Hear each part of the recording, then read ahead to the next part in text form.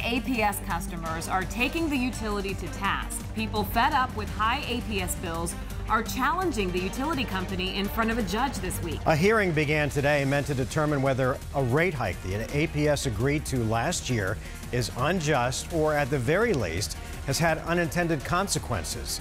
Team 12's Joe Dana was at today's hearing. He's live in the Alert Center with the case that's being made by both sides. Joe? Well, first, everyone agrees that the way electricity rates are set up for your home electrical bill is complicated.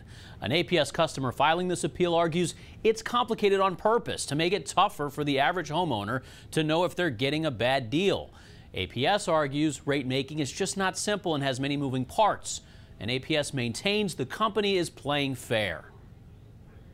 APS is not like most companies. It's a regulated monopoly. If you live in an APS household, you must buy electricity from them. The company's also tied to investors on Wall Street. Given that reality, a claim against APS alleges the company is putting profits ahead of customers. The interests of public service corporation stockholders must not be permitted to overshadow those of the public served. This week's rare hearing made possible by APS customer Stacey Champion, who is also a career renewable energy advocate. Champion's running a GoFundMe campaign to pay for the legal challenge.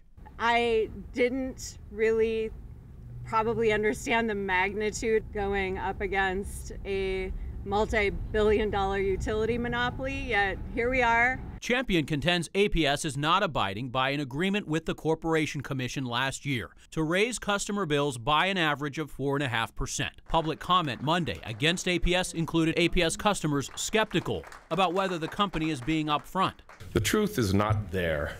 They are not supporters of the public. To get a bill in the mail that is damn near the cost of our mortgage is disgusting. An energy expert with Champion will testify this week. His math model of thousands of APS bills shows they are on average 3 times the percentage rate increase that was approved. A representative of APS says the company will prove it's not that simple. And simply running rates through a model doesn't properly account for all of these intricate and interdependent aspects of rate making and customer benefits that all work together to establish the reasonableness of APS's rates.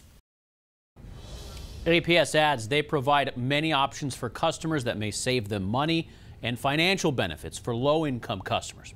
Now, after seeing evidence from both sides over the next couple of days, a judge overseeing this will make a recommendation about whether there should be a do-over, a new hearing on the rate hike that was approved last year. The Corporation Commission would then vote on whether to take a second look at the rate hike. Back to you.